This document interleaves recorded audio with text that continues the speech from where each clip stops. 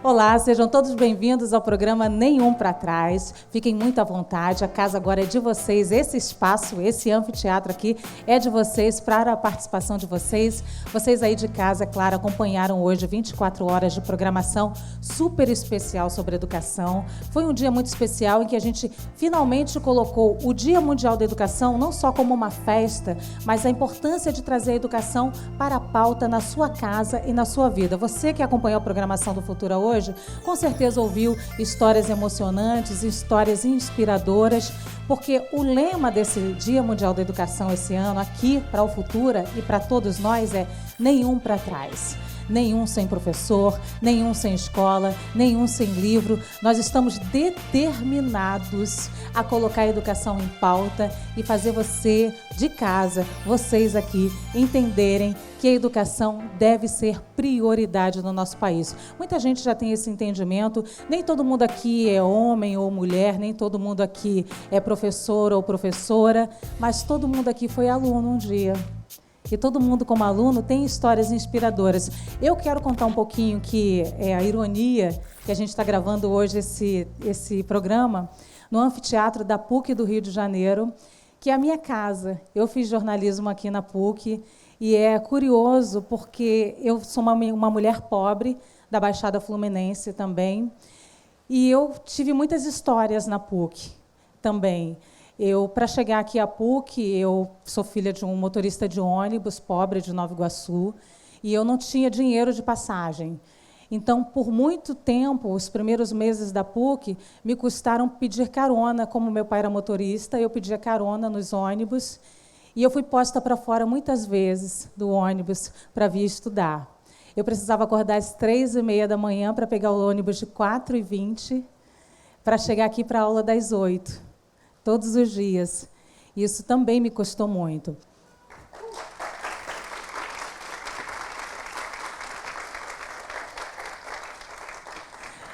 O Brasil, gente, tem 7,7 milhões de estudantes no ensino médio. Mas o ensino médio também tem a maior taxa de evasão escolar. Quem conhece algum jovem aqui que saiu da escola por algum motivo relacionado, seja violência, desestímulo, gravidez na adolescência, né, o entorno da escola? Pode levantar a mão? Opa! A nossa plateia representa bem o que é evasão escolar nesse país. Muito presente. Cerca de 900 mil jovens entre 15 e 17 anos estão fora da escola. E 40% dos jovens não concluem o ensino médio até os 19 anos. E eu queria chamar aqui uma jovem que quase desistiu diante dos obstáculos, quase. Ela está aqui para contar um pouco da história dela, a Alice Bellarmino. Alice.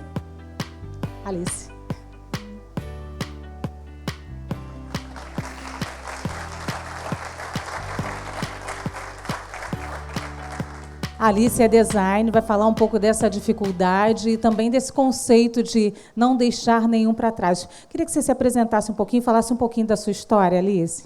Claro. Meu nome é Alice, tenho 24 anos e acabei de me formar em design gráfico. Foram 3 anos mais longos da minha vida. Mas foi uma superação. Eu digo que ver a minha mãe na plateia enquanto eu estava sendo formada foi a melhor do que um certificado que eu podia ganhar. Porque você é a primeira universitária da família, não? Sim, a minha irmã desistiu da escola, eu fui a única que terminei. E quais eram as dificuldades que você tinha nessa vida universitária? Primeiro que, assim que eu entrei, eu não sabia o que eu estava fazendo ali.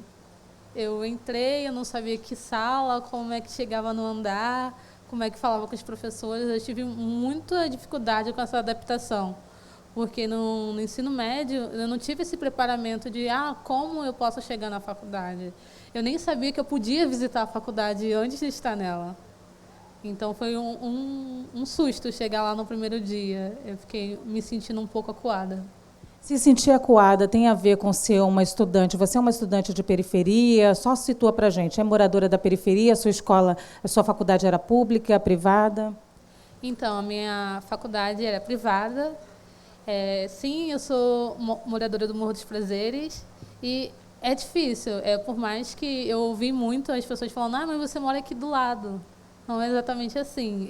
Dependendo da hora que você sai da faculdade, não tem ônibus para você voltar para casa e voltar a pé.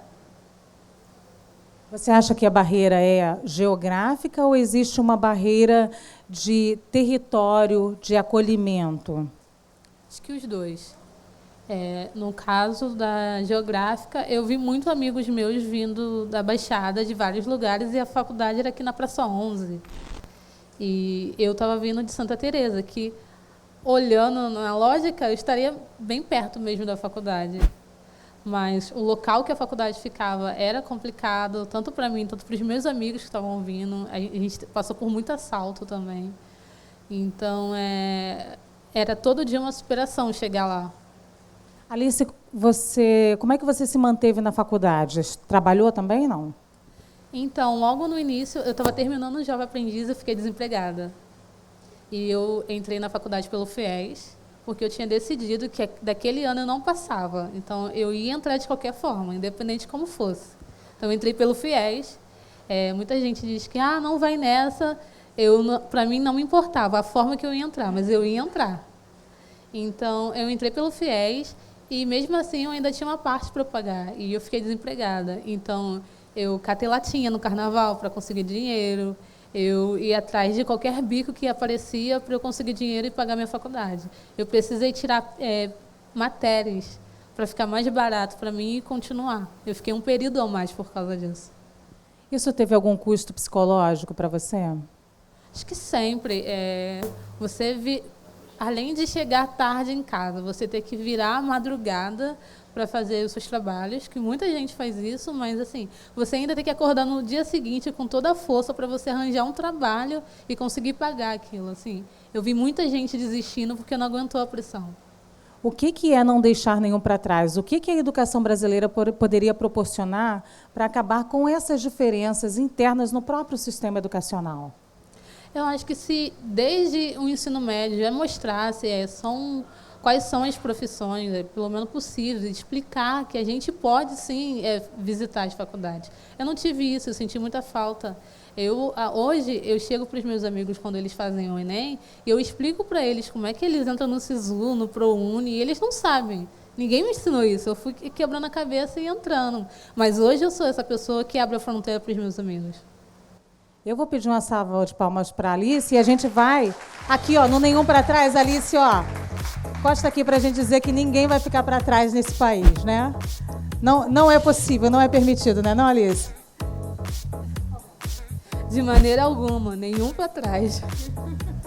Obrigada, Alice.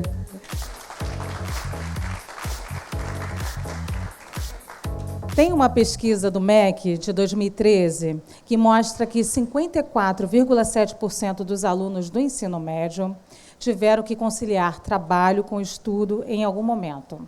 E este é um dos principais motivos que levam o jovem a desistir dos estudos. Tem outros motivos também, além da questão financeira, inclusive gravidez na adolescência, bullying. Então, são muitas as barreiras que os brasileiros, os nossos jovens brasileiros que estão fora da escola, principalmente, acabam enfrentando. Sobre essas barreiras e também sobre apoio, eu quero chamar aqui uma outra jovem figurinista agora, Roberta Campos, que vai falar um pouquinho até do apoio dos professores, não é não, Roberta?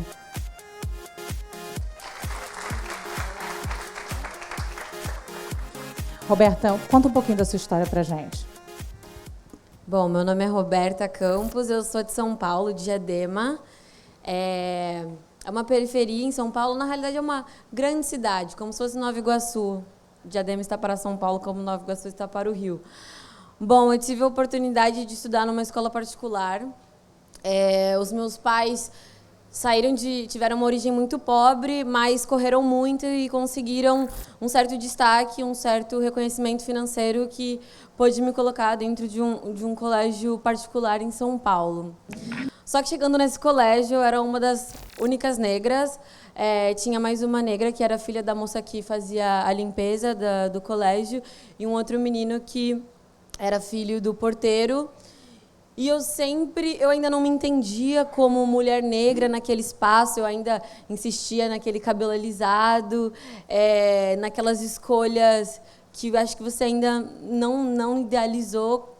Estava tentando se encaixar. Exatamente, eu acho que quando a gente é adolescente, a gente sofre muito por esse motivo de tentar se encaixar em algo que talvez nem é aquilo, né? Na realidade, não era aquilo. Eu acho que eu tenho... eu tenho certeza que eu tenho muitos privilégios diante de outras histórias que acho que vão ser apresentadas aqui, que já foram apresentadas, mas eu sentia que eu não era igual às pessoas, aos meus amigos ao redor, que tinham...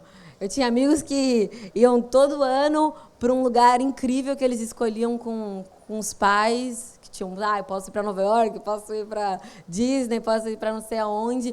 E para mim aquilo era muito inatingível, era uma realidade muito distante, porque eu estava naquele ambiente onde meus amigos tinham, às vezes, um motorista, ou os pais iam buscar eles, e eu tinha que pegar, 3 ônibus para voltar para casa. Mas, em contrapartida, eu sabia que eu tinha que aproveitar aquela oportunidade que meus primos não tinham, que, enfim, que aquilo era o meu momento de aprendizado total. Roberta, você já chegou se apresentando como mulher negra, então eu acho importante até para o público de casa, para a plateia, que às vezes discute e não entende a nossa negritude em relação aos tons de pele do Brasil, né?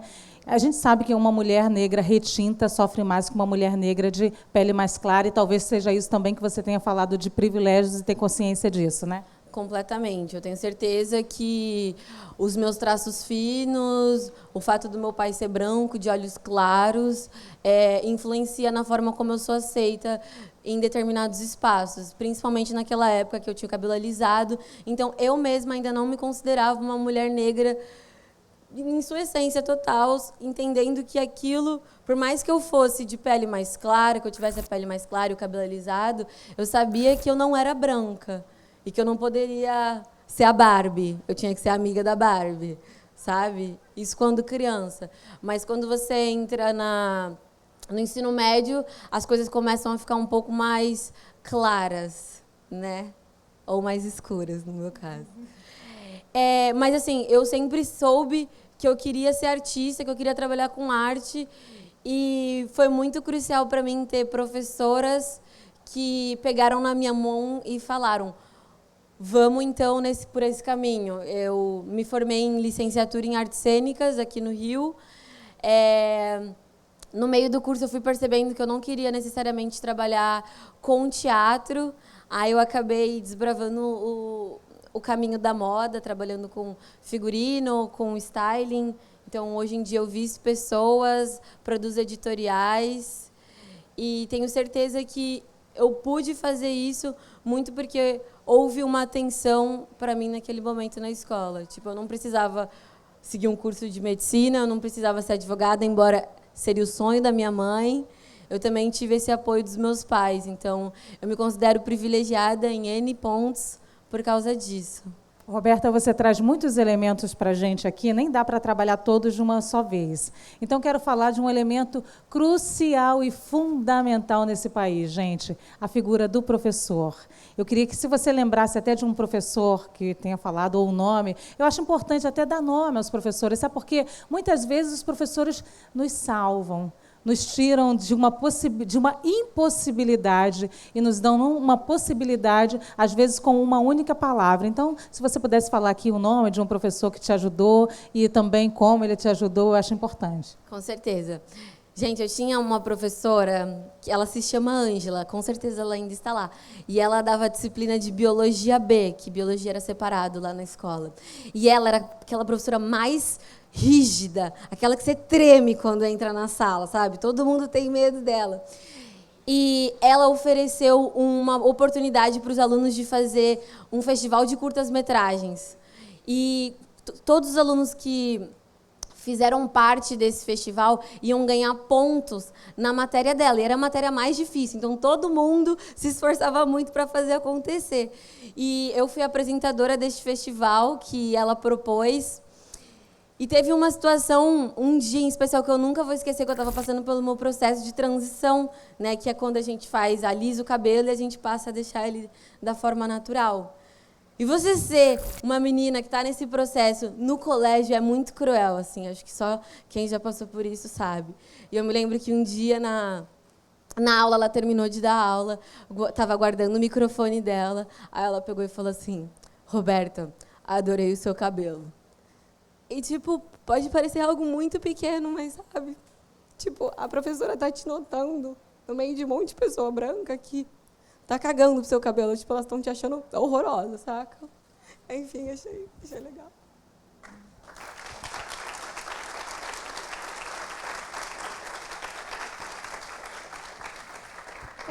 É isso, gente. O sistema educacional, ele é complexo, mas tem muita coisa muito simples de ser feita, né? Muita coisa, às vezes uma palavrinha, né? É uma palavrinha que te eleva ou te destrói também, né? É isso, eu sou muito grata, muito mesmo. Não só por isso, mas como a oportunidade de ver além dos cursos convencionais, né? A arte é um caminho. É isso aí, gente. Obrigada, Roberta. Nenhum para trás aqui, ó. Nenhum para trás aqui ao lado da Roberta. Ninguém vai ficar para trás, né, Roberta? Obrigada, Roberta.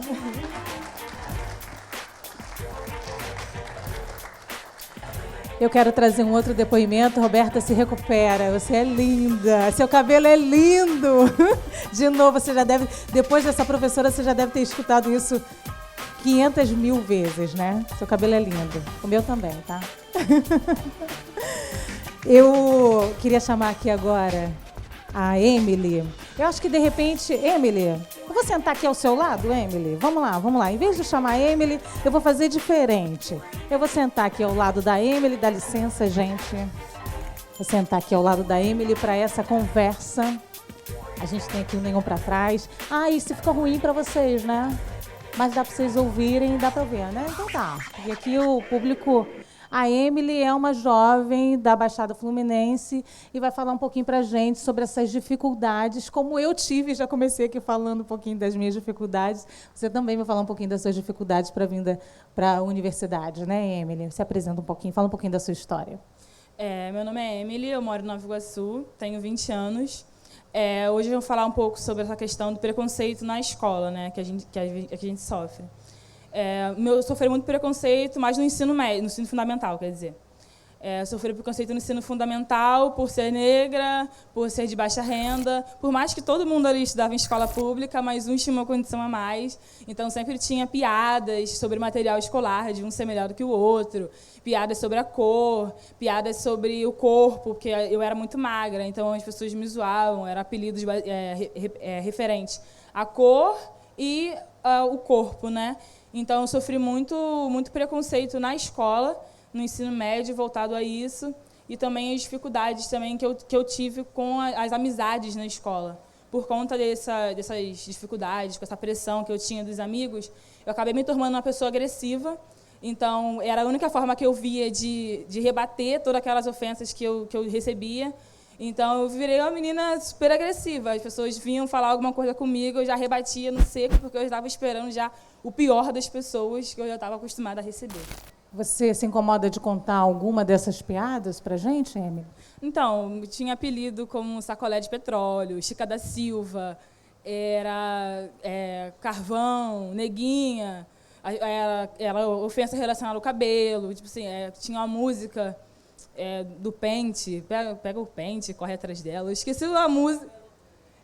Neguinho do cabelo duro, que não gosta de pentear. Então, tipo assim, era 1001 brincadeira, né? Para eles achavam como se fosse uma brincadeira. Às vezes eu levava rindo para poder não ser para não ser a chata do rolê, mas era sempre essas mesmas brincadeiras pesadas. Mas são tantas violações, né, que é até difícil, né? Uma violação é você própria se violar, ter que rir enquanto está o tempo inteiro sendo ofendida. Isso, eu imagino que te custou muito psicologicamente. Isso te fez, em algum momento, achar que você não poderia, que você não conseguiria? Sim, porque assim, a gente às vezes disfarça, diz que não, brinca, releva, mas por dentro a gente sabe o quão mal isso faz para a gente, né? Essa questão da saúde mental. Então, assim, Hoje eu ainda não entrei para a faculdade, eu fiz um curso ano passado, eu fiz um curso técnico em auxiliar administrativo e arquivo, e agora esse ano eu estou estudando em casa mesmo para tentar passar para a faculdade, mas a gente vai caminhando aos poucos, né? Porque a gente sabe que não é fácil, mas minha família, alguns amigos sempre estiveram ao meu lado, me ajudando e me dando apoio. Muito obrigada, Emily, por essa história, por esse depoimento, e obrigada por não ter desistido. E a gente sabe que é muito difícil o não desistir, não é porque você é uma super-heroína, né? A gente não desiste porque a gente quer depois falar esses depoimentos para que o sistema mude, né? Para que a estrutura mude, né, não? Sim, verdade. A gente tem que dar a volta por cima. Então, o que é nenhum para trás para você? Para mim, nenhum para trás é abraçar os que, ao pouco, estão ficando para trás. Tem gente que a gente olha, a gente pensa, não, fulano não desistiu, mas está quase. Então, esse nenhum para trás, para mim, é abraçar, é chegar junto, é conversar e ajudar a pessoa a seguir em frente, assim como algumas pessoas têm me ajudado agora. Obrigada, Emily. Obrigada.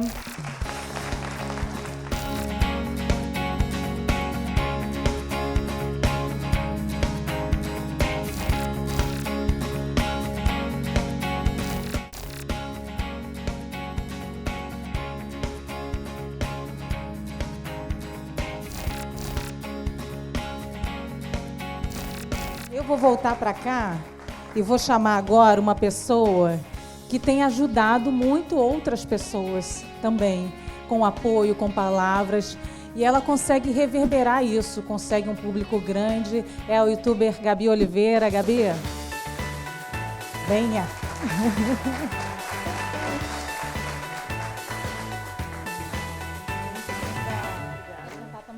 Quer sentar também? Vamos sentar, né? Então vamos sentar aqui na escada, Gabi e eu, e a gente vai conversar um pouquinho. Gabi, fala um pouco da sua trajetória, até desde quando você começou como youtuber e qual era a sua intenção inicial? Tinha uma intenção? Tinha, com certeza. Eu comecei porque eu fiz uma pesquisa na universidade, eu tive a possibilidade de entrar na universidade graças às políticas públicas, né? E aí, na universidade, foi a primeira vez que eu tive contato com a temática racial na forma acadêmica, com livros escritos por mulheres, por autores negros. E logo depois que eu saí da universidade, eu fiquei muito inquieta, sabe, Luciano? Porque eu pensei assim, a maior parte da população negra não acessa esse espaço. E aí, esse assunto está restrito à academia, à universidade. Então, como eu posso levar esses assuntos que a gente está debatendo aqui para um público maior, de uma forma mais didática, da forma mais didática possível? Mais simples, né? Mais simples, é. E eu sempre brinco que, quando eu comecei o canal, eu fazia os vídeos, né? E antes de postar, eu mostrava para minha mãe e para minha tia mais velha. E se elas estivessem entendendo a mensagem que eu queria passar, eu entendia que aquele vídeo deveria ser postado, porque era com essas mulheres que eu queria conversar também, mulheres que não tiveram a oportunidade de estudar mais, assim, nem minha mãe, nem minha tia, e eram mulheres que precisavam se entender, precisavam se olhar, precisavam entender a estrutura a qual tinha levado elas para alguns caminhos que elas achavam naturais, mas assim, mas que na verdade não eram caminhos impostos por essa estrutura. Essa estrutura é uma estrutura que você acha que já do nascimento dela deixa as pessoas para trás? Com certeza, né? A gente é um país que já começou, né, com o genocídio dos indígenas, então a gente já deixou para trás muita gente, e aí depois a gente teve a escravidão, e aí você já estrutura um país com essa base racista, então você já deixa um grupo, o grupo que é o maior grupo da sociedade, para trás. Então, a gente precisa de um esforço gigantesco para trazer essas pessoas para o lado, porque não existe meritocracia se as pessoas não partem do mesmo lugar, se elas não têm as mesmas oportunidades. Ô, Gabi, da sua vida escolar, você pode dizer também, você chegou a um determinado lugar, eu não sei se foi com muita luta, a gente já viu muita luta aqui, muito relato de luta, mas você chegou a um determinado lugar que é um lugar hoje de privilégio no Brasil, né? Estudar é um lugar de privilégio no Brasil, infelizmente, porque tem muita gente ficando para trás. Por exemplo, a nossa população carcerária, 75% não acessaram o ensino médio. Então, a gente já sabe que tem gente, muita gente ficando para trás. Esse lugar é de privilégio. O que te ajudou, o que te motivou e o que você percebeu que te retardava nessa tua vida escolar? Meu principal incentivo foi a minha família. Educação sempre foi prioridade lá em casa. Minha mãe teve muita dificuldade. Ela conta que, quando na infância, ela e as irmãs tinham que caminhar mais de 1 hora para chegar até a escola. E eles não tinham sapatos direito. Então, quando a minha mãe teve mais acessos, ela percebeu que era muito necessário investir em educação. Então, quando eu nasci, né, quando eu entrei na vida escolar, os meus pais se esforçavam para pagar uma escola particular na primeira infância, e aí depois eu fui para a escola pública, mas mesmo com um ensino dentro da escola mais deficiente, porque a gente sabe que existe pouco investimento nas escolas públicas do Brasil, dentro de casa, os meus pais sempre incentivaram muito essa questão da educação e do ei, você vai além, assim, você vai conseguir mais do que a gente conseguiu, porque a gente está aqui te dando suporte. E aí a gente entra naquela coisa, de novo, do que às vezes a gente nomeia como privilégio, mas, na verdade, não são privilégios. Isso daí deveria ser o que toda a população tem, né? Esse suporte de você não precisa trabalhar e estudar ao mesmo tempo. Então, lá em casa, eu sempre tive essa possibilidade de me dedicar aos estudos. E isso, com certeza, facilitou a minha trajetória. Por isso que a gente não pode também trazer exemplos como regras. Na verdade, quem foge da regra está confirmando a exceção que confirma a regra, né, que a gente fala. Porque quando você traz, a Gabi começou assim e conseguiu chegar até aqui. Mas e as outras pessoas que estavam ao meu redor? A grande maioria das pessoas que moravam na comunidade onde eu nasci, elas não conseguiram acessar a universidade, por exemplo. Até porque não ia ter espaço para todo mundo, né, Gabi? Não ia ter espaço para todo mundo e nem oportunidade para todo mundo. Então, assim, eu entendo que o suporte da família é muito necessário e muito importante na nossa trajetória. Então, assim, escutem, vocês que são mais novos, escutem os seus pais, as suas mães, porque eles estão querendo, muitas vezes, o melhor para você, estão querendo te dar esse suporte para que você alcance voos maiores. E pais, participem da vida escolar dos filhos. Você percebe que o que tem de constante aqui nas histórias de quem conseguiu superar determinados locais que são impostos pela sociedade foi com a ajuda dos pais, né? Sim, sim, é essencial. A estrutura familiar, né, independente de qualquer responsável que você tenha, né, às vezes é sua avó, seu avô. Então, assim, essa estrutura é fundamental para que você consiga seguir de alguma forma. É claro que a gente também sabe que as desigualdades, às vezes, impedem as pessoas de só se dedicarem aos estudos, mas se essa possibilidade existe, tente traçar alguns caminhos para tentar te livrar de uma estrutura que te é imposta, sabe? Quando eu olho para o Brasil hoje, eu percebo que, sim, nós ainda estamos deixando muitas pessoas para trás. E isso é muito triste da gente ver, assim, né, da gente olhar esse contexto. Mas, ao mesmo tempo, eu vejo que o que eu faço na internet, o que a gente está conversando aqui hoje, é muito nesse sentido de tentar estimular novas narrativas e novas pessoas que estejam empenhadas em mudar essa estrutura e essa situação do Brasil hoje. Gabi, muito obrigada pelo que você faz para o Brasil, para os jovens que se inspiram em você. Muitas jovens, eu conheço, se inspiram em você, e você está fazendo uma grande coisa por nós. Muito obrigada.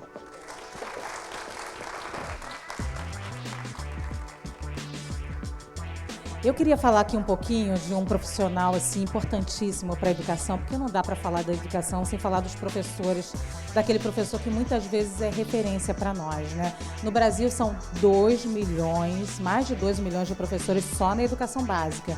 E em 2018, 71% dos entrevistados disseram que estavam insatisfeitos com a sua formação. Apesar das dificuldades, muitos jovens dizem que o motivo de não desistirem, nós vimos aqui, muitos jovens dizem que o motivo deles não desistirem de estudar foi um professor que teve uma palavra, falou uma palavra amiga. Então, eu queria chamar aqui 2 professores. Vou mudar um pouquinho o roteiro, tá? Vou chamar a Bia Santos para vir aqui para frente. E o Andrei Freire. Pronto. Vamos partilhar. Vamos partilhar essas histórias, então. Eu vou começar com a Bia. Fala um pouquinho da tua formação, fala um pouquinho... É uma jovem professora também, né? E falar um pouquinho dessa sua vida e dessa sua luta também, porque o professor luta muito, não só pela vida dele, mas pela vida do aluno, né? Isso é um custo, né, não, Bia? Bastante. Na verdade, hoje eu me vejo como educadora, mas todo esse incentivo, eu me identifico muito com as histórias que vocês contaram, porque também veio muito do incentivo da minha família e também de outros professores na escola. Então, se hoje eu sou educadora, é porque eu me espelhei em outros professores e outros educadores que eu tive, principalmente durante o ensino médio, que é um momento tão conturbado para a vida do adolescente, né, do jovem adulto, que a gente está muito perdido. Então, ter um professor que pegou na minha mão, assim, que me levou até mostrar essas novas possibilidades, falar mais do mercado, me ouvir, também entender a minha narrativa foi muito importante. Você leva isso para a sala de aula? Com certeza. Hoje eu trabalho com uma disciplina que é um pouco diferente. A gente trabalha com educação financeira, oratória, empreendedorismo. São aquelas disciplinas tradicionais, mas eu sempre tento tirar um pouco da minha visão do tema e escutar mais o aluno. Então, criar o conhecimento junto, ouvir o aluno, entender a trajetória dele, entender a realidade, faz com que a gente consiga não deixar ninguém para trás, né? Unir todo mundo, entender como família e conseguir crescer junto. Por que a educação financeira, e você trabalha com a educação financeira para jovens, inclusive periféricos, né? Por que a educação financeira é importante para esses jovens, Bia? Bom, a gente está falando da periferia, da galera que não tem dinheiro, né? Como a gente consegue se virar no dia a dia com pouca grana? Então, a gente trabalha, às vezes, coisas básicas, conhecimentos que estão muito nas camadas mais abastadas da sociedade, que a gente leva para a galera para conseguir se organizar financeiramente, pensar que possível, sim, começar a investir, fazer o dinheiro trabalhar para você, entender melhor o mercado de trabalho, pensar no seu plano de vida, incluindo o dinheiro nesse processo. Então, é um conhecimento importante que eu tive durante o ensino médio, e por isso eu trabalho com isso hoje. Eu percebi o quanto na minha trajetória, entender mais de mercado, saber mais de dinheiro, foi importante para que eu conseguisse me planejar, que eu conseguisse, inclusive, me manter na faculdade. Então, levar esse conhecimento hoje para a galera, me ver nos alunos, é um orgulhão, muito bom. Isso mexe também com a autoestima, né? É um trabalho de autoestima, porque você vê que uma das maiores dificuldades é se manter, às vezes. Eu costumo dizer que a gente tem dificuldade de manter a cabeça erguida, porque quando a gente está, às vezes, precisando estudar, precisando entrar numa universidade, você muitas vezes tem que pedir a xerox, dinheiro para comer, dinheiro para livro. Então, você fica pedindo, e dá uma hora que você está com a cabeça tão baixa de tanto pedir, não é não? Então, acho que isso melhora a autoestima, não? Sim, com certeza. E trazer o empreendedorismo para isso também, né? Enquanto a gente brinca do freela, de fazer, catar latinha, como outra menina falou, e fazer faxina, como você disse, tudo isso é empreender também. Então, como a gente consegue, de forma mais saudável, alcançar os nossos objetivos sem ficar tão doente psicologicamente, mentalmente, ir para o colégio cansado. Então, ter essas disciplinas é muito importante para que a galera também se entenda no contexto e consiga construir em cima da sua realidade, que é difícil, mas a gente precisa ir junto, precisa partir de algum lugar. Andrei, viveu esse tipo de dificuldade? Assim, eu acho que eu sou um pouco mais privilegiado das histórias que eu escutei aqui, mas, assim, eu também não era o supra-sumo. Eu acho que eu sou muito parecido com a história que a outra amiga aqui contou, Eu não tinha pais ricos, mas eu tinha um pai e uma mãe que fazia de tudo para que eu, pelo menos, estudasse numa escola particular. Que eu acho que um dos grandes problemas que a gente tem é porque a gente não consegue, porque, na verdade, não era para você ter esse esforço, era para você poder estar na escola pública e já ter isso. Mas, infelizmente, hoje, por um mecanismo que a gente tem no Brasil, acho que o primeiro objetivo do pai ou de uma mãe é manter os seus filhos numa escola particular, não porque ele seja um pouquinho mais bonitinho, mas é porque, infelizmente, a gente tem um preparo melhor lá. Então, assim, eu fui muito privilegiado nisso. Vou dizer que eu não era um grande aluno, tá? Não era um grande aluno, mas consegui alcançar meus objetivos, né? E, como professor, também não era meu primeiro objetivo, né? Eu caí meio que de paraquedas, mas, assim, depois que você entende a profissão e depois que você sabe o que você pode fazer com ela, assim, respeitando todas as outras, mas eu acho que a gente tem 1 milhão de possibilidades, tanto de ajudar como da gente se transformar mesmo como pessoa. Nesse tempo que eu tenho aí de sala, já deu para me transformar aí várias vezes, vendo exatamente a história de cada aluno. Você vai pegando um pouquinho de cada um e vai montando a sua. E, assim, é uma história difícil, a profissão é uma profissão difícil, mas eu digo para todo mundo, mas é uma profissão difícil como qualquer outra, entendeu? Assim, a gente cansa como qualquer outro, entendeu? Assim, eu não gosto muito daquela história eu sou professor. Não, eu sou professor, como qualquer outra pessoa, pode ser qualquer outra profissão. E, assim, o nenhum para trás é nenhum para trás aluno, mas é nenhum para trás também professor. A gente também tem que incentivar eles a não ficar nenhum para trás. Porque se começar a ficar para trás dos professores, qual vai ser o futuro da geração lá na frente? Né? Então, assim, eu acho que a gente tem que olhar sempre os dois lados. Porque, assim, do mesmo jeito que a gente tem alunos com muita dificuldade, a gente também tem profissionais com muita dificuldade. Por exemplo, Bia, um exemplo, é muito nova e já está na profissão. Né? Como você mesmo falou, é muito difícil você chegar numa universidade que tem muitos jovens e perguntar quem quer fazer licenciatura. Você vai no ensino médio, quem quer ser professor? Né? E a gente tem que quebrar esse paradigma que não é de hoje. Mas, assim, vai ter as dificuldades como qualquer outra, mas você consegue vencer como qualquer outra. Tirando aquelas, claro, a gente fala qualquer outra, assim, das convencionais, que geralmente é o que a gente pensa que pode dar um retorno mais rápido. De vez em quando a gente vê uma história aí de um professor que está sem receber salário, e isso é básico, né? Então, e às vezes tem alunos, histórias muito bonitas, né, de alunos fazendo vaquinha para pagar salário de professor, ou juntando cesta básica. O que a gente não queria, essas exceções. Por que a escola pública, ela tem essa fama, Andrei, para você? E como você se sente quando pensa sobre esse assunto? Porque eu fico arrasada quando eu penso sobre esse assunto. Eu penso como a gente está quase desistindo, né? Na verdade, eu tenho as duas visões, porque eu trabalho tanto na rede particular, como também eu tenho a realidade da rede pública. Assim, é incrível como são dois mundos dentro de um mesmo país, dentro do mesmo estado, no meu caso, Pernambuco. E olha que lá, assim, não querendo ser um advogado do diabo, mas, por incrível que pareça, o governo ainda tenta fazer o máximo que pode, mas eu acho que é uma coisa que está meio que entranhada, sabe? Assim, é uma coisa que a educação gira, acho que em vários outros mundos. Assim, não adianta você dar uma escola pública toda bonitinha se você não dá um social, se você não dá a mínima condição social do aluno chegar lá.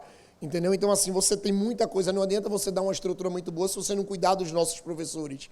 Então, assim, eu acho que são vários paradigmas que não é de hoje. Assim, isso vem de muito atrás. Agora, também, assim, não é muito passado, porque, por exemplo, na época da minha mãe, por exemplo, na época do meu pai, eles diziam que as escolas públicas eram referência. E, assim, com o passar do tempo, caiu num buraco que, assim, algumas tentam sair, mas a gente sabe que tem outros fatores que orbitam na educação pública que ainda fazem puxar a educação muito para baixo. E isso realmente é muito triste, porque, assim, eu particularmente que vivo as duas realidades, você tem tanto gente esforçada, você tem gente esforçada nos dois mundos. E você muitas vezes sabe que de vez em quando é só uma palavra que você precisa para salvar. E como eu digo, você na escola particular você pode salvar um aluno, 2 alunos. Numa escola pública o professor tem que ter essa ideia, e isso aí de vez em quando é o que dá o up para a gente chegar. Quando você diz uma palavra para um aluno que não tem a mesma condição social, você provavelmente não vai estar salvando um aluno, vai estar salvando uma família toda. Então, assim, você consegue fazer uma rede muito maior. E eu acho que é isso que está faltando no nosso país, é ter esse olhar e alavancar o que é para ser alavancado. Eu acho que tem hora que a gente está dando muita importância para o que não merece tanta importância. E eu acho que assim não tem nenhuma sociedade, não tem nenhum país, eu acho que não tem nenhuma parte do mundo que não cresce sem uma educação forte. Eu acho que o caminho é esse. Sensacional. Eu só queria que você me lembrasse, me dissesse se você lembra de um aluno, ou de alguns alunos, ou de um grupo, que você percebeu que, às vezes, que tinha aquele potencial, que você se sentia triste por não ter mais a estrutura, mas que as suas palavras ajudaram. Assim, a gente tem histórias bonitas. Por exemplo, ano passado, eu com um grupo de amigos, a gente chegou numa ideia que assim, a gente poderia ajudar várias pessoas ao mesmo tempo, usando a tecnologia, como a outra menina falou aqui, a gente podia atingir várias pessoas. Então, a gente começou a gravar aula e mandar pelo WhatsApp para o pessoal. Então, a gente criou uma rede aí de, 2.000 alunos do estado todo, lá onde a gente onde teve uma menina que ficou muito próxima da gente o tempo todo, que aí, no final do ano, ela mandou uma mensagem para a gente, chega uma coisa de arrepiar, ela disse, eu passei em fono na Federal, e era o que eu queria. E muitas vezes, quando eu perdi a aula na escola, eu aperreava um de vocês e vocês me acudiam. Então, a gente tem essas histórias de superação que é isso que motiva a gente, de vez em quando, a tirar do cansaço, a brigar um pouquinho com a família, porque geralmente a gente trabalha mais do que o normal, mas assim, não que nenhuma outra profissão trabalhe, que também trabalha, não estou me dando de coitadinha, porque todos trabalham, mas geralmente o pessoal puxa, a gente usa essa carga, e assim, isso que as histórias deviam terminar assim, né? É muito triste também, como eu já tive alunos também, que você perde no meio do caminho. Eu acho que o mesmo sentimento, quando eu comecei na escola pública, eu acho que o mesmo sentimento quando eu perdi um aluno para criminalidade, ou você chegava num dia de noite, você dava aula para ele, e no outro dia, quando você chegava na escola, estava tendo o velório dele. Então, assim, eu acho que da mesma coisa que o médico sente quando perde um paciente, um professor também da rede pública sente quando perde um aluno para o social, que aí é uma coisa que sai das mãos da gente. A gente se sente impotente, porque não dá para a gente pegar todos os alunos e botar dentro da casa da gente. Infelizmente, não dá para a gente ter um carro para botar 10 pessoas para evitar pedir carona no ônibus ou evitar fazer faxina e trazer para a universidade. Então, eu acho que assim, a gente também tem esse sentimento. Os médicos têm esse sentimento, que é aquela profissão que, geralmente, no ensino médio, é o que o pessoal mais se fala por causa de um resultado, por causa de um marketing, mas eu acho que o marketing hoje é a felicidade. Então, assim, quando a gente perde um aluno desse, eu acho que é o mesmo sentimento. Então, a gente sempre, do mesmo jeito que um médico ele vive nesse limiar da vitória e da derrota, a gente também vive. A gente tem as mesmas frustrações, principalmente na rede pública. Muito obrigada a vocês dois.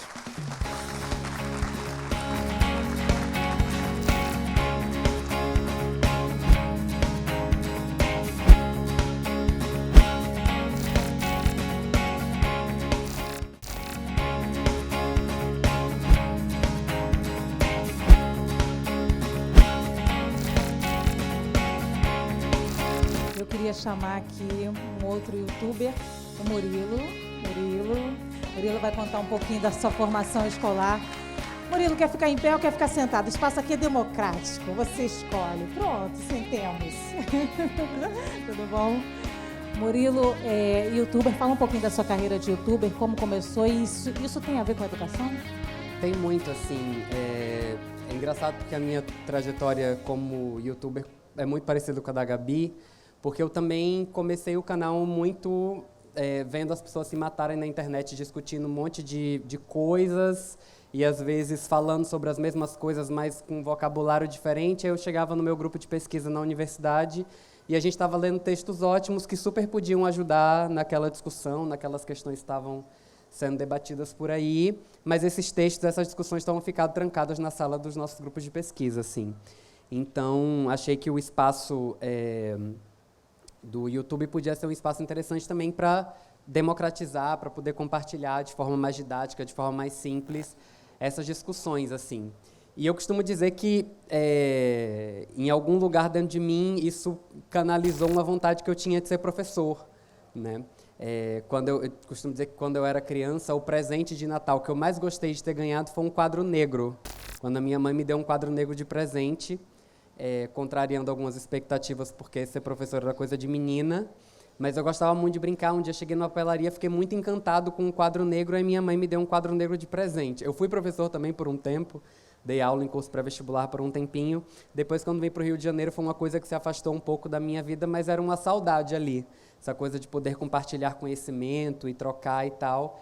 E o YouTube foi um espaço bacana que canalizou bem esse desejo, que tem sido bacana também para poder estabelecer esses diálogos, e vem muito desse lugar que a educação teve na minha vida sempre. Você fala em diálogo, e como as pessoas têm o retorno? Que retorno elas têm dado? O que elas têm falado sobre educação, principalmente?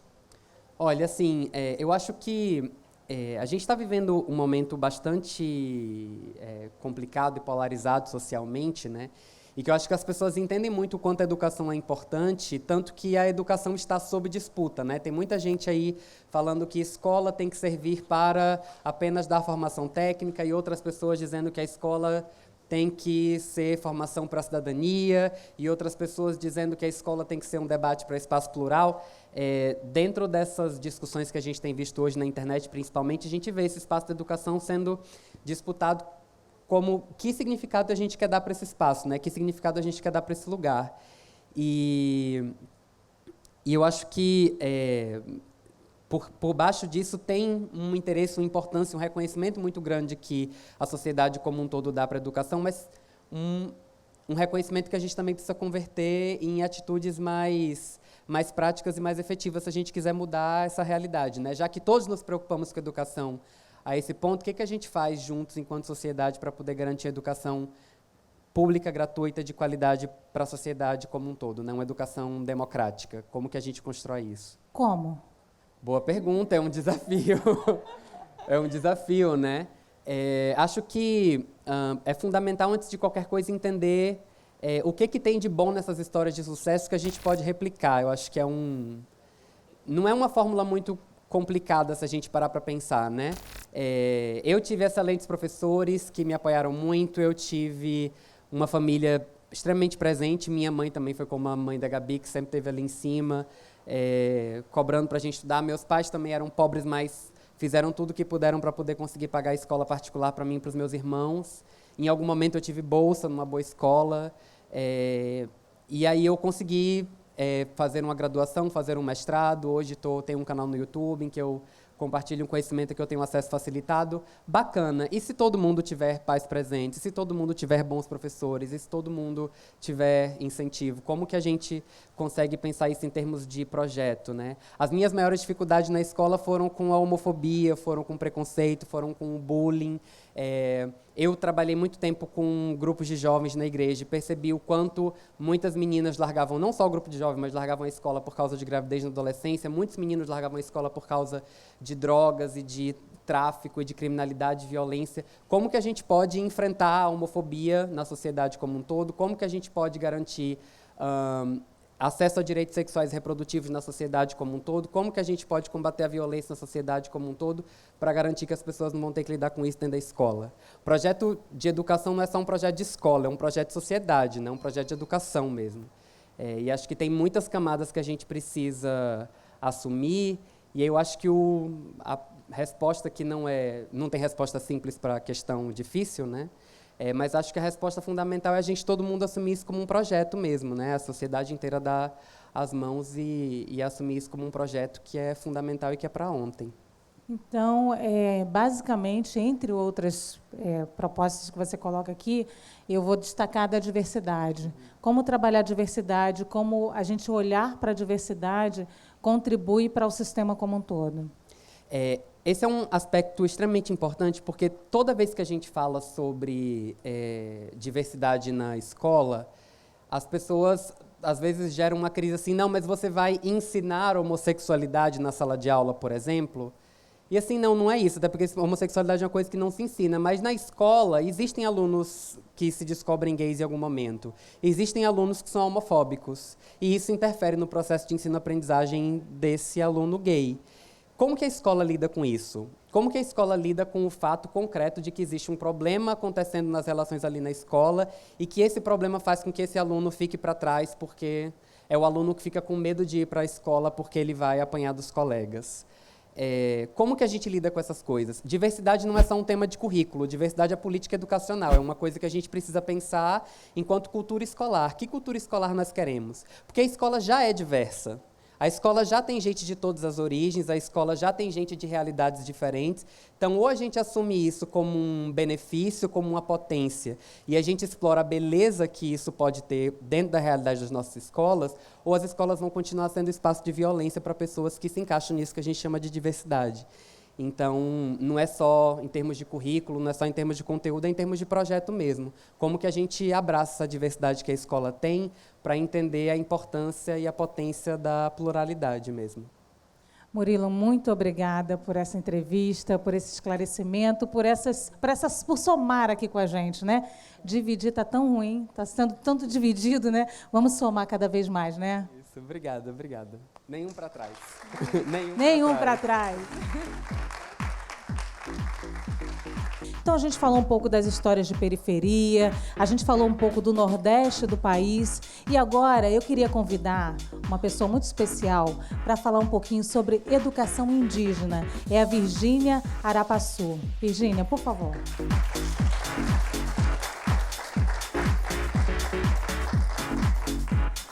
Nós falamos aqui, Virgínia, sobre os povos indígenas, inclusive comentaram aqui, né, o primeiro a ser deixado para trás, esse sentimento para você quando fala da educação indígena. E explica para a gente como funciona também, como é a atenção dada à educação indígena nesse país. Na verdade, ainda muita a questão das comunidades ainda não tem a educação específica para povos indígenas. Algumas comunidades sim, algumas não. Mas já estamos na luta de inserir também essa educação indígena, respeitando a cultura, respeitando a especificidade de cada um, porque também nós não somos só um povo igual, somos um povo também da diversidade, cada um com sua especificidade. Então, a partir daí, por que não ter essa educação, né? A estrutura também que em vários municípios de interiores, assim como na periferia, é um caos, né? Então, é preciso ter essa educação de qualidade para todos, que seja prioridade aqui no nosso país.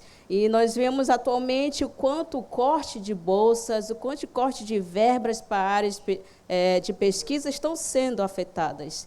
Então, é necessário essas políticas que seja, de fato, respeitados os direitos de nós, povos originados.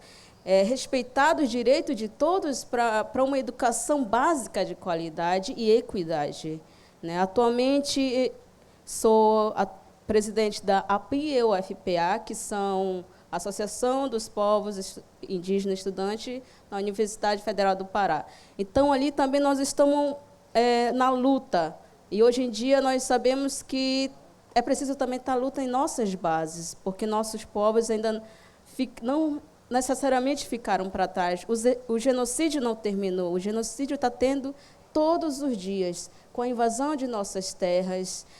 Cada sangue é derramado diariamente dentro das nossas comunidades indígenas. Então, é preciso ter a luta tanto nas universidades, tanto nas nossas comunidades, e, principalmente, também a permanência, como foi colocado aqui, né? Temos ações afirmativas, mas a universidade ainda não está preparada. Ela nos abre a porta, mas também tem a porta de trás.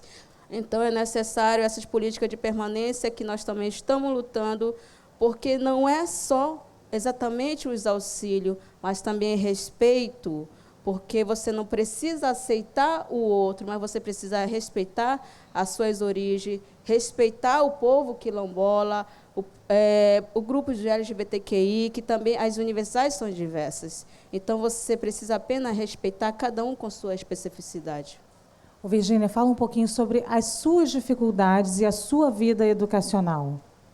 Como nós temos uma educação não necessariamente de qualidade, então, quando você chega numa universidade, você sente o impacto, né? Não sou eu, mas quanto nós, outros também tivemos essa dificuldade, porque não está no nível, é bem diferente das escolas particulares. Então, você sente o impacto, tanto alguns colegas mesmo também de sala, que é de educação básica, que não é particular, sentimos todos esse impacto. É muito diferente. Então, você chega E na escola o professor também não tem aquela sensibilidade de ver do outro, que é preciso também ter esse olhar que aquele aluno está precisando de ajuda, aquele aluno está precisando necessariamente também do seu entendimento. Você precisou? Sim, precisei. E como também essa permanência, outros professores também tiveram essa sensibilidade, que nós temos também monitoria dentro da universidade, em questão das ciências biológicas, em questão de linguagem, porque necessariamente a gente não... o português é nossa segunda língua, quando questionam se nós falamos português errado. Não exatamente, nós falamos a nossa própria língua, então o português a gente não precisa falar o certo, já é uma segunda língua. Então são lutas diariamente também contra o racismo, porque nós sofremos o racismo diariamente dentro das universidades, que eu coloco sempre assim, porque ainda a gente sempre tem que lutar sobre inclusão, se a universidade, se o nosso país é diverso. Então, necessariamente, é preciso quebrar esses paradigmas, quebrar os estereótipos de quanto nós, povos indígenas, que nós não somos capazes.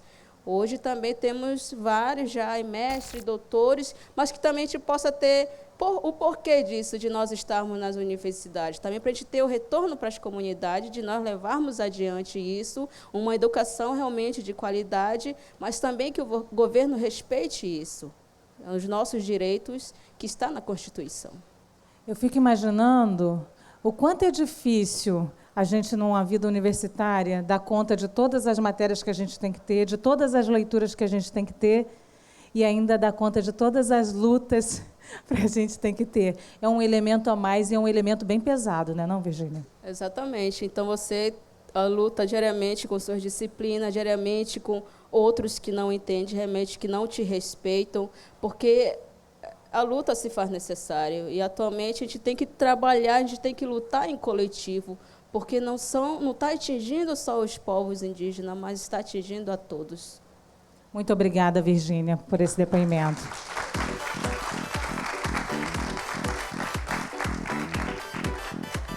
Eu imagino que muitos de vocês foram os primeiros da família a entrar para uma universidade, ter formação superior pode significar uma mudança, na vida de toda a família. A gente às vezes nem sabe que é uma estrutura, muda toda a estrutura familiar, todo mundo muda, É aquela história de um sobe e puxa o outro, mas às vezes só o nosso exemplo já modifica a estrutura toda familiar, Então eu quero chamar o Rogério Bier para conversar um pouquinho para a gente aqui.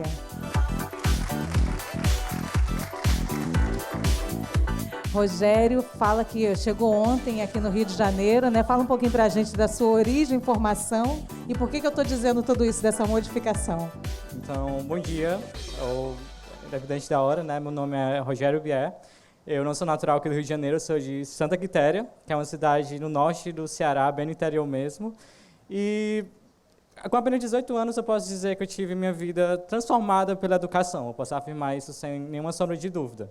Eu venho de um assentamento na zona rural de Santa Quitéria, uma comunidade bem rural mesmo, cercado por mata, animais e tudo mais. Eu sou o terceiro de total de 6 irmãos, e nenhum dos meus pais chegaram a terminar sequer o ensino fundamental, mas eles não deixaram de ser a grande referência na minha vida. E eu venho de uma realidade, assim como muitos outros jovens do Brasil, na qual as pessoas não tinham grandes oportunidades de futuro. Por muitas vezes, por exemplo, eu vi meus colegas saírem da escola porque tinham que escolher entre estudar ou trabalhar para ajudar a família. Ou porque ficavam grávidas muito cedo. Ou porque simplesmente não viam nenhum sentido naquilo. E eu teria sido apenas mais um dos que desistiram se não tivesse descoberto nas oportunidades acadêmicas desde cedo uma chance de expandir meus horizontes. Eu vi que a educação poderia me levar a lugares que eu jamais imaginaria ir. Então, eu sempre fui muito curioso de pesquisar, de tentar aprender mais sobre o mundo ao meu redor. E eu lembro que quando eu tinha 7 anos, eu encontrei um dicionário de inglês na casa da minha tia. Estava todo rasgado, eu não sabia o que era aquilo, não tinha ideia. Mas eu tive a curiosidade de começar a ler, então foi lá. God morning, God afternoon, meu Deus, o que é isso? Mas vamos aprender. E aquilo faria toda a diferença mais na frente, sabe? E o tempo foi passando e essa saída de bolha sempre me fez querer mudar a realidade que eu vivi de alguma forma, mas a falta de informação, e principalmente de conhecimento, me fizeram perguntar a mim mesmo por muito tempo, como?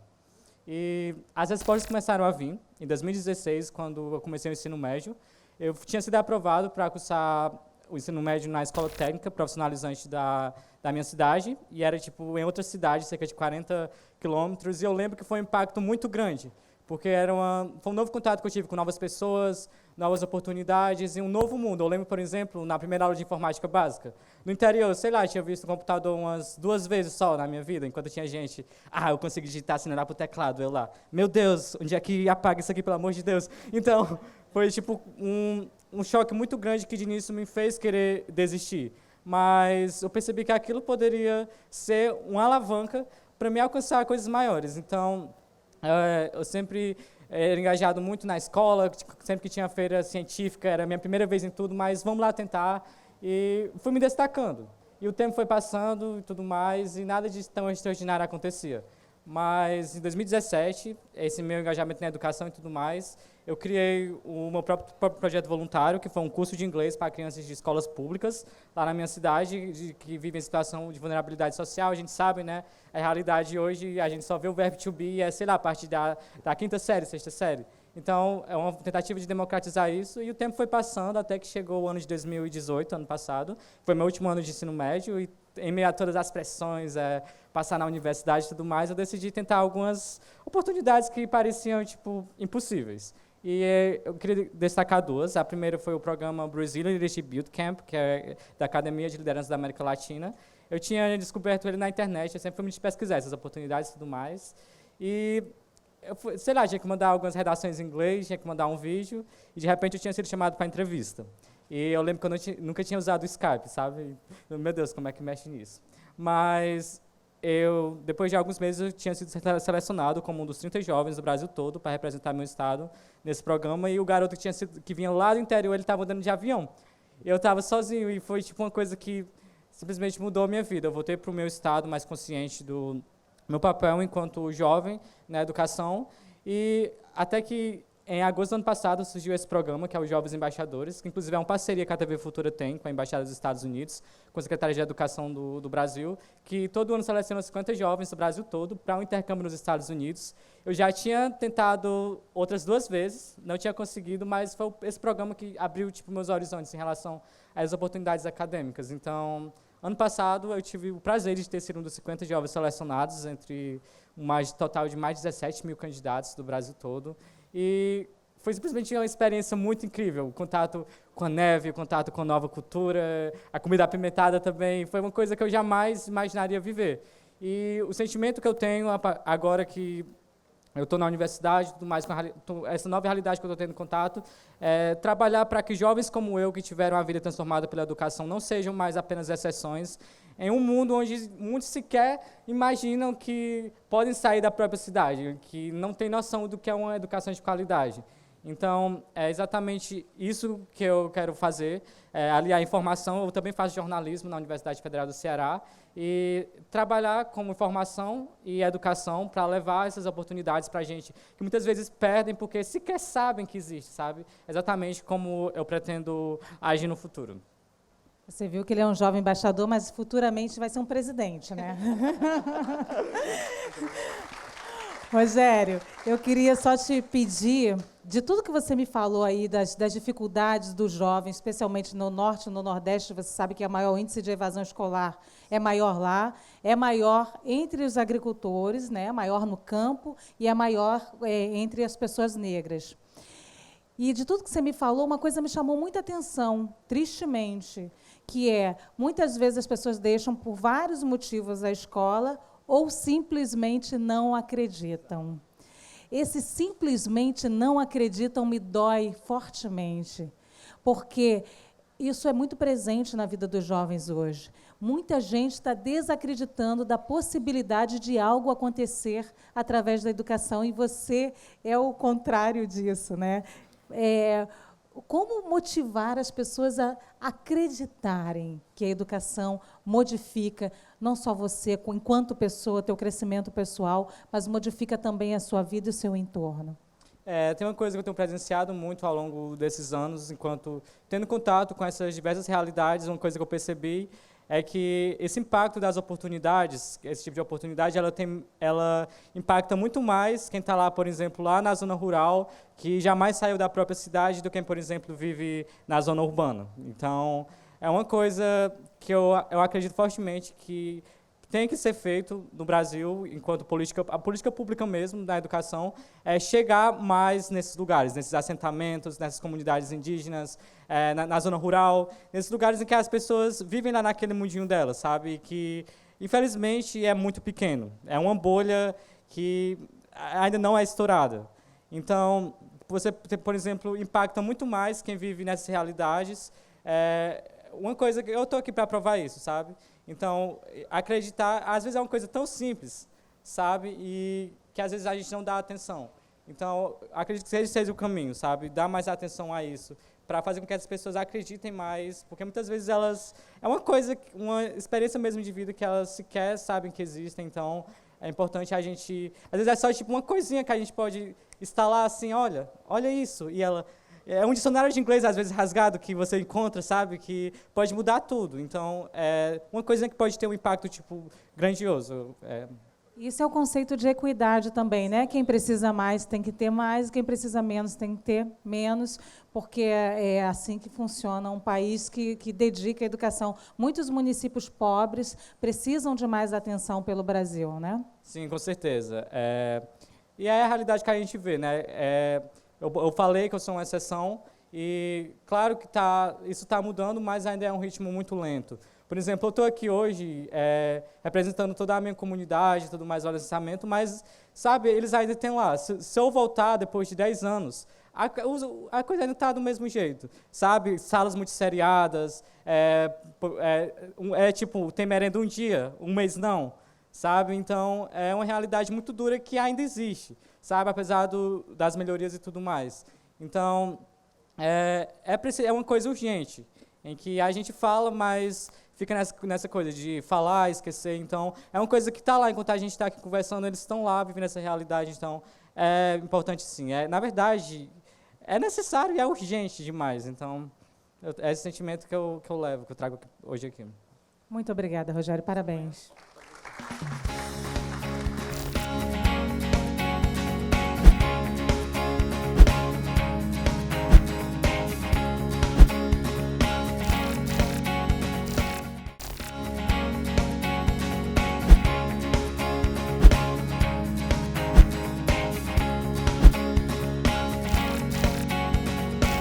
Queria falar um pouquinho do Enem, o Exame Nacional do Ensino Médio, o Enem, marca o final de um ciclo na vida de muitos jovens estudantes. Pode ser um grande desafio e também um ponto de virada na vida desses jovens. E é através desse exame que muitos estudantes vão definir suas carreiras e tentar as vagas, é claro, nas universidades. E para falar um pouquinho, emendar nessa história, eu queria chamar aqui o Álvaro Danesini. O Álvaro já esteve aqui, né? Álvaro, obrigada, voltando aqui. Vamos fazer sentado para diferenciar agora, que a gente está cansado da dinâmica, né? Do privilégio. Álvaro, você se colocou ali como privilegiado, você tem uma história aqui também, você é de São Paulo, né? Conta pra gente. Eu sou do interior de São Paulo, de Lorena, que é uma cidade um pouco distante aqui do Rio. Nem tão longe, mas não tão perto. Na Dutra, né?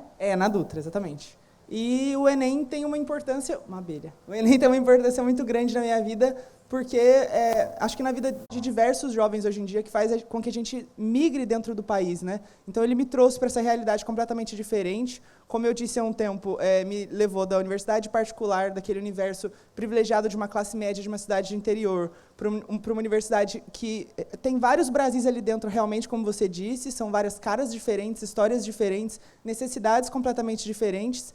E me levou também para uma universidade que me mostra que o ensino público não está preparado para receber essa quantidade enorme de Brasis em vários aspectos, tanto estruturalmente quanto na própria construção da grade curricular. Na UF, que é por onde eu posso falar, né, eu sei que a gente tem tem as políticas afirmativas, tem algumas políticas de permanência estudantil, mas aí a gente encontra um problema, às vezes, que bate muito de frente com o que o Enem representa.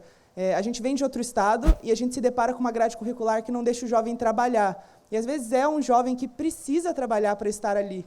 Então, ele vem de um outro estado, com uma mão na frente e outra atrás, por conta de uma política afirmativa, muitas vezes, só que ele não encontra meios de se manter, né? Então, eu acho que o que eu mais consigo enxergar da universidade pública hoje como uma melhoria para a gente não deixar ninguém para trás em diversos aspectos é esse ponto. Na sua família, quem teve assim um grande impacto, se esforçou assim para a sua vida universitária, para a sua formação? Todo mundo aqui, unanimidade, todo mundo que eu pergunto, tem alguém na família que teve um impacto, tem alguém que dedicou e que acreditou. Você vê que acreditar em educação é importante, né? Quem? Como você disse, eu também sou o primeiro jovem com acesso à graduação na minha família, mas eu costumo dizer que a minha avó, na minha vida, representou uma política de permanência estudantil durante essa fase do ensino médio, sabe?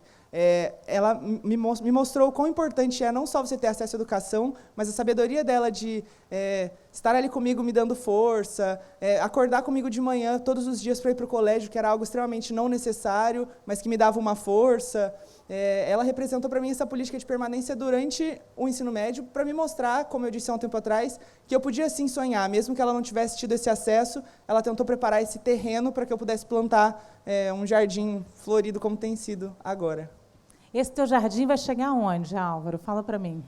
Olha, não sei onde ele vai chegar, mas eu acho que se tem uma coisa que eu tento levar comigo, é a responsabilidade que eu tenho por ter tido acesso à educação privada na infância e adolescência e, por agora, estar tendo acesso à educação pública. São esses milhares de brasileiros que pagam seus impostos, que fazem com que eu possa estudar. Então, eu não sei exatamente para onde eu vou, eu não sei quais são os meus caminhos, eu tenho os meus sonhos, mas eu espero que eu possa levar essa responsabilidade comigo e poder mudar a vida das pessoas ou tentar colaborar com uma nova visão para as pessoas aonde eu puder. Eu vejo aqui um jovem, e vi muitos, com muita consciência política, né, no sentido natural da política, né, a consciência de estar nesse espaço e saber qual é o seu espaço e qual é a sua realidade e qual é a sua missão também nesse espaço, né? E a gente tem hoje uma cultura assim, de deixar muito esses jovens também para trás nesse espaço, que eu encaro um risco. Você, como vê isso? Eu acho que a gente acaba se perdendo, voltando na temática dos sonhos, que eu acho que eu posso insistir nela nesse caso. Quando a gente tem uns objetivos muito bem traçados e a gente vive num mundo muito competitivo, um mundo muito ambicioso, então, às vezes, a gente acaba levando a nossa individualidade em primeiro lugar e os nossos sonhos em primeiro lugar e não olha ao redor. Então, eu acho que é importante que a gente consiga dar as mãos para, de algum modo, caminhar juntos. Não sei exatamente como, mas nas nossas pequenas atitudes e no que a gente comunica mesmo, né? No como a gente se porta nos ambientes onde a gente está. Acho que é por aí. Tem um pensador chamado Attili Mbembe, e ele diz que a gente está vivendo o fim da era do humanismo, e ele diz em algum momento que nós somos a geração dos algoritmos, né? E aí, e quando você fala de mãos dadas, você me diz, não, Mbembe, seu prognóstico está errado. Tudo que a gente quer, eu vi que está errado esse prognóstico. Tem um jeito ainda, né? Sim, tem um jeito. Acho que agora a gente pode olhar as últimas tecnologias, não sei, a televisão, quando ela surgiu, a gente pensava que ela ia transformar a educação. Agora sim, agora a gente vai olhar, vai conseguir assistir uma aula à distância, etc. e tal. Em alguma medida ela realmente transformou. E agora a gente tem lançado esse olhar de novo para a tecnologia, para o computador, para a inteligência artificial, para o machine learning, etc. Todos esses nomes em inglês birutas, achando que eles vão transformar a educação.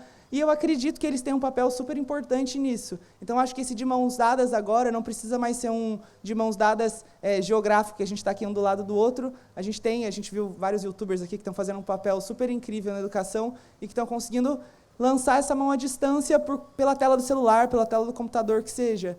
Então, acho que a tecnologia tem um papel transformador para a gente não deixar continuar não deixando as pessoas para trás na educação. Tem um jeito. Tem um jeito, com certeza. Então, muito obrigada. Obrigado a você. A educação não transforma o mundo, educa e muda as pessoas. Pessoas transformam o mundo. Essa fala é do grande filósofo e mestre da educação, Paulo Freire.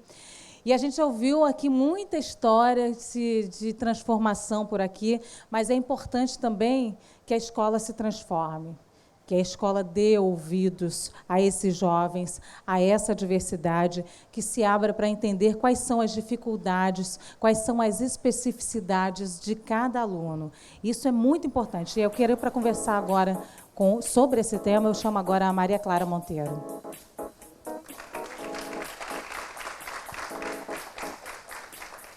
A essa altura do campeonato, você escolhe em pé ou sentada?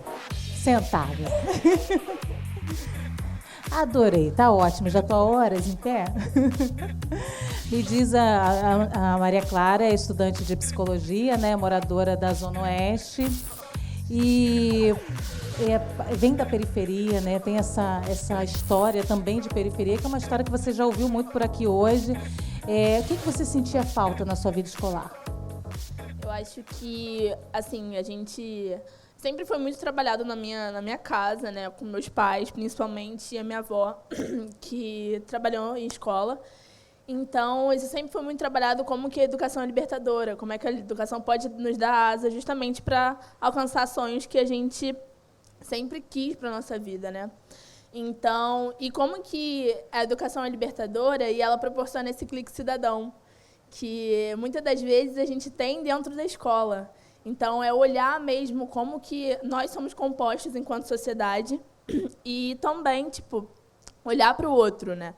Ter esse clique de empatia pelo outro. E eu acho que a participação, ela entra como uma principal forma disso, de você olhar para o outro. Eu, por exemplo, fui estudante de escola particular e hoje eu participo e idealizo um projeto com a Emily também e mais uns 3 amigos, o Se Joga, e é um projeto que visa essa participação político-social em escolas públicas, então com estudantes de escola pública. E é justamente a gente entrar nessa parte, nesse diálogo de comunicação, de comunicar a esses jovens que eles têm espaços que eles podem ocupar, que têm espaços de participação, que eles podem fazer políticas para nós próprios. A gente pode criar políticas públicas para a gente e tornar uma educação mais representativa, uma educação que a gente realmente se sinta empolgado a ir à escola, a assistir às aulas, a ter um diálogo melhor com a escola, por conta de burocracia, que a gente sabe que existe hoje, uma burocratização imensa desse processo escolar, né, no Brasil, e é um processo que a gente tem que sempre ir quebrando. E a gente trabalha principalmente com isso, tentar colocar o jovem nesse espaço, sabe, de construção da sua própria educação. Eu acho isso... O principal é muito importante, assim, porque a gente sente parte construtiva disso e fortalece o protagonismo jovem, né? Que é uma parte que a gente também... Eu senti muita dificuldade. Acho que, assim, meus principais problemas, mesmo na minha época de ensino médio, é essa dificuldade de me sentir protagonista da minha história, enquanto, tipo, estudante. Porque a gente via, por exemplo, na minha escola, a gente via muito as coisas dadas a nós, mas a gente não conseguia, tipo...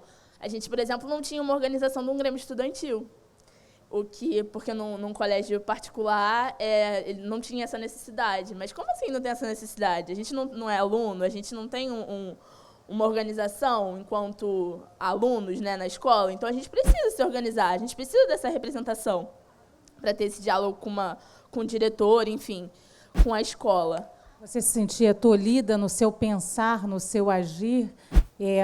Não era libertadora para você a educação? Não, a educação é sempre libertadora, né?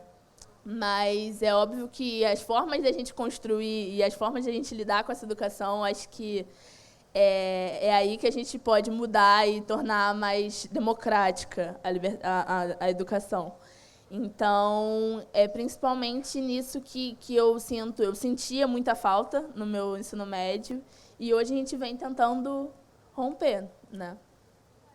Você é uma jovem que em nenhum momento chegou aqui para falar de relatos como outros já vieram falar, de vários relatos das dificuldades que são impostas mesmo, né? Você vem falar de jovem de um local que estuda numa escola particular, né?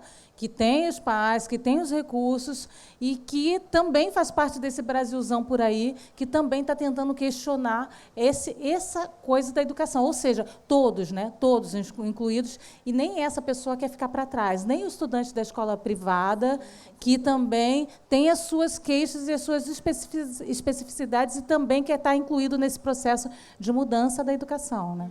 Com certeza.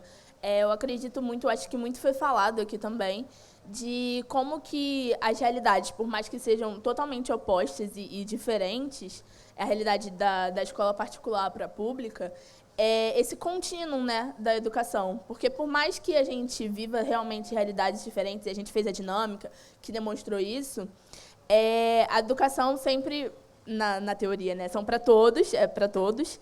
E a gente estuda, a gente desde sempre, desde pequeno, a gente está culturalmente, né, a gente ouve nossa mãe falar, nossa avó falar que nós precisamos estudar, que a gente precisa entrar numa faculdade, que a gente precisa trabalhar.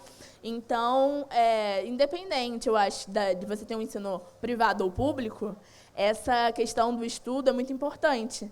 E aí, entrando nesse quesito dessa importância da educação como formação da nossa identidade mesmo, enquanto jovem e tudo mais, entra esse porém, sabe, desse clique cidadão que a gente tem, principalmente no universo escolar. Só para marcar aqui diversidade, infelizmente, nem todo mundo ouve dos pais que você precisa estudar, você vai conseguir. Muito pelo contrário, tem pais que ainda nas periferias e ainda nos locais, por exemplo, no Nordeste, na agricultura, precisam do filho trabalhando e desestimam. Eu já vi muita gente me contar que foi desestimulado pelos pais de estudar, porque disse que não vai levar a nada. Então, assim, até isso é um privilégio, né, Maria Clara? Com certeza, com certeza. A gente fez algumas atividades com Se Joga, e a gente ouve dos jovens muito dos temas da evasão. E, principalmente, esse tema é muito, muito presente, esse tema da renda, de ajudar na família, ajudar com o dinheiro. E é muito presente esse tema, e como outros também, mas esse tema da renda realmente é um problema e a gente precisa ouvir esses jovens, sabe? Não dar voz, porque a gente sempre teve voz, a gente fala, a gente sempre se expressou, mas a gente precisa ouvir esses jovens, e ouvir com vontade. A gente precisa realmente sentar com eles, e aí, o que vocês têm para propor para a gente? Né? O que a gente pode construir junto como uma educação mais representativa e inclusiva? Uma educação de qualidade, como sempre foi falado aqui, com diversidade. Como que a gente pode construir? Muito obrigada, Maria Clara.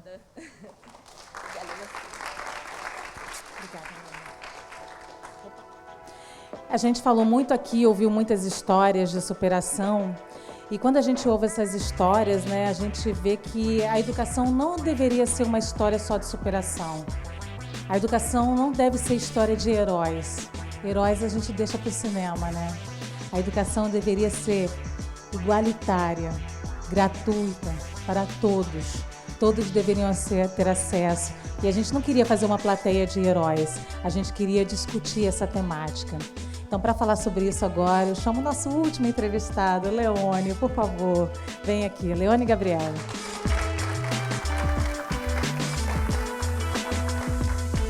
Quero começar com esse tema do herói, né? A gente não quer ser herói. Você quer ser herói, Leone? Não quero ser um herói. Eu acho que ninguém nessa sociedade deve ser um herói nesse caso, né? E é muito triste a gente ver como nossas histórias estão conectadas, né? E isso não é um aspecto positivo, porque retrata a realidade de fato que acontece no dia a dia, né? E negativamente as histórias estão conectadas e mostra esse fato real que acontece. E eu fico imaginando quantos sonhos são exterminados por serem colocados nessas condições, né? Para você conseguir chegar aqui na universidade, hoje eu faço jornalismo na PUC-Rio, eu tive que ter uma trajetória de um herói. E isso não é legal, e a gente precisa deixar de naturalizar esses relatos e mostrar, olha, tem algum problema aí. Por que ela precisou passar tanta dificuldade para chegar aonde, por exemplo, os meus amigos da PUC-Rio não passaram? Então, eu tenho total consciência e quero que eles também tenham que as pessoas que sentam ao meu lado aqui na PUC-Rio não tiveram que passar 1/3 do que eu passei, muitas delas que são pagantes. Então, a gente precisa encarar essa situação e discutir sobre isso. E mais do que discutir, a gente precisa fazer, a gente precisa agir, porque ontem, praticamente, foram 80 tiros. Anteontem, 111 tiros. E amanhã? Quantos mais sonhos vão ser exterminados, né? Quantos jovens negros vão ter seus sonhos cancelados, né? A juventude negra ela está, assim como a indígena, sofrendo um processo de genocídio. Um jovem negro morre a cada 23 minutos. E como a sociedade não se comove com essa situação e busca soluções para isso? A gente não pode deixar que os sonhos desses jovens sejam cancelados. Ô, Leone, você como eu, quando a gente narra fala da nossa narrativa de vida, de como a gente conseguiu chegar a um determinado ponto, patamar, não sei se você também tem isso. Eu, às vezes, costumo falar do risco psicológico que isso traz, de quanto é uma carga para um jovem preto, muitas vezes, um jovem periférico, um jovem LGBTQ, um jovem indígena, enfim, uma minoria que tem que levar uma carga a mais, e como isso pesa. E costumo também dizer que eu não gosto que a minha história seja exemplo para ninguém como mérito, porque você, na verdade, em vez de você incentivar o outro a também lutar pela educação, você desestimula, porque ele se sente impotente diante dessa história, muitas vezes. Você já ouviu algum amigo se sentir impotente quando você conta a história e fala, mas isso daí eu não vou conseguir, não. Tipo, eu não tenho condições de conseguir fazer essa trajetória que você fez, e você perceber que existe um saldo psicológico ali realmente muito grave? Eu acho assim que, como eu me inspirei em muitos outros profissionais com trajetórias parecidas, eu acredito que outras pessoas também se inspirem. Mas inspiração por inspiração, ela não vai determinar onde você vai chegar. Então, eu acredito que eu queria saber até quando não vamos ser donos das nossas próprias trajetórias. Então, às vezes eu chego em um lugar, mas não é aquele lugar que eu queria chegar. Então, quando a gente vê em um país que 95% dos CEOs, os executivos das 500 maiores empresas, são não negros e apenas 5% são negros, então existe algum problema, porque mais de 110 milhões de pessoas são negras. Então, até quando não vamos ser donos das nossas próprias trajetórias? E como você perguntou, né, eu fico imaginando, eu cheguei aqui na PUC-Rio, eu sei que eu não cheguei a lugar nenhum ainda, porque eu ainda não cheguei aonde eu quero. E eu quero ser dono do meu destino para conseguir alcançar o meu sonho.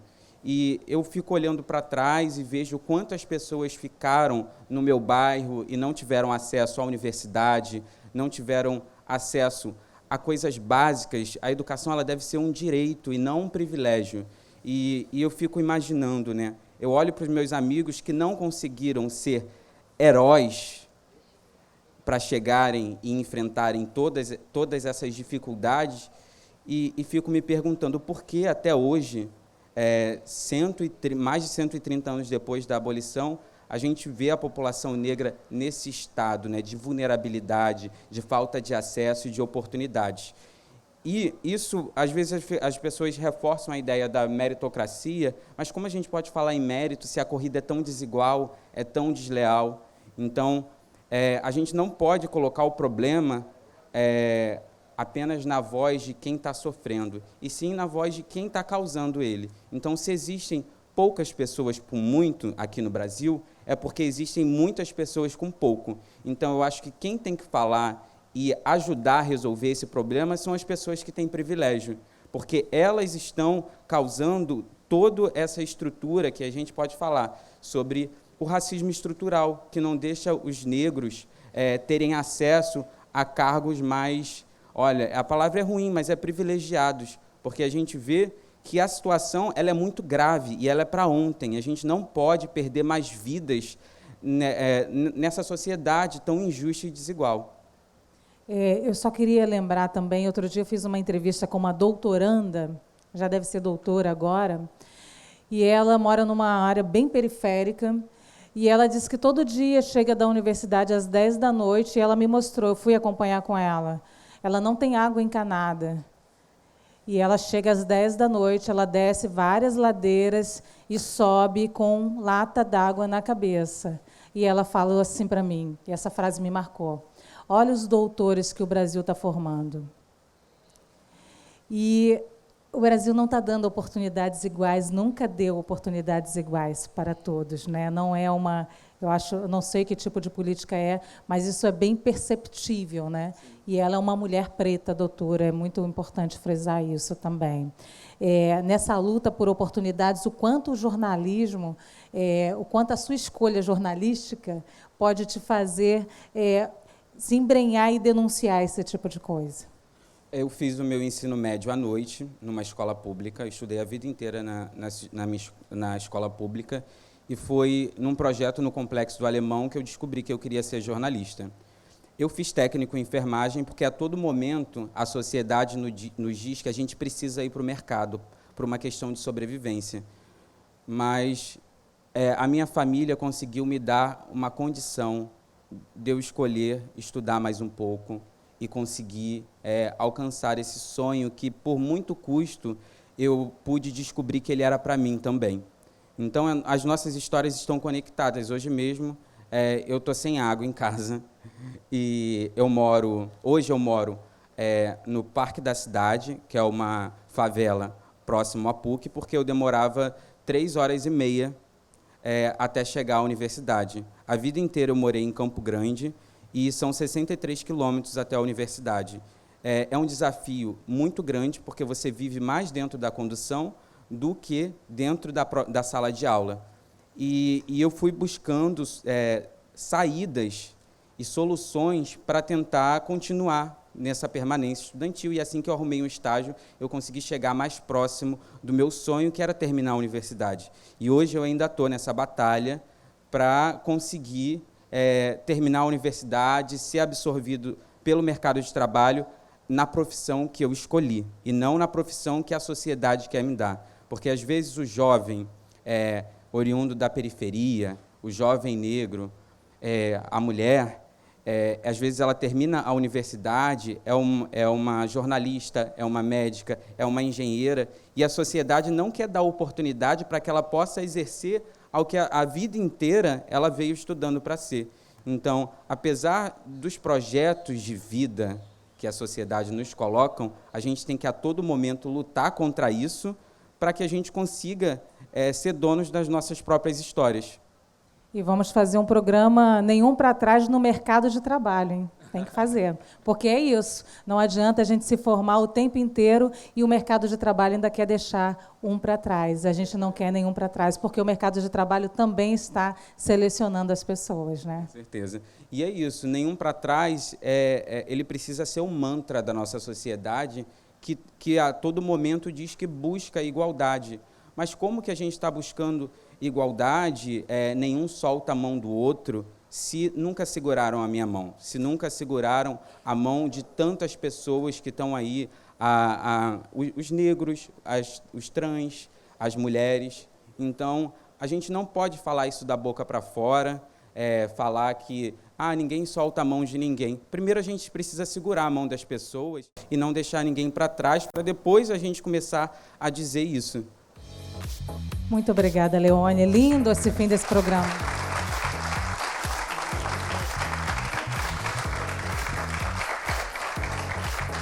Nós estamos chegando, obviamente, ao fim desse programa. Muito obrigada pela participação de vocês aí de casa. Muito obrigada por estar comigo nesse momento. Mas a gente vai encerrar esse programa no coletivo. São as pessoas falando sobre educação. Nenhum para trás. Obrigada. Ensinar não é transferir conhecimento, mas criar as possibilidades para a sua própria produção ou a sua construção. Paulo Freire.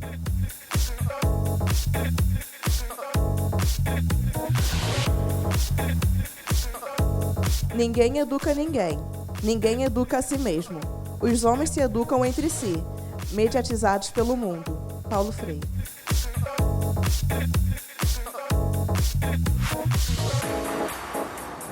Se a educação sozinha não transforma a sociedade, sem ela, tampouco a sociedade muda.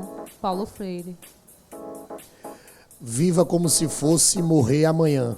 Aprenda como se fosse viver para sempre. Mahatma Gandhi.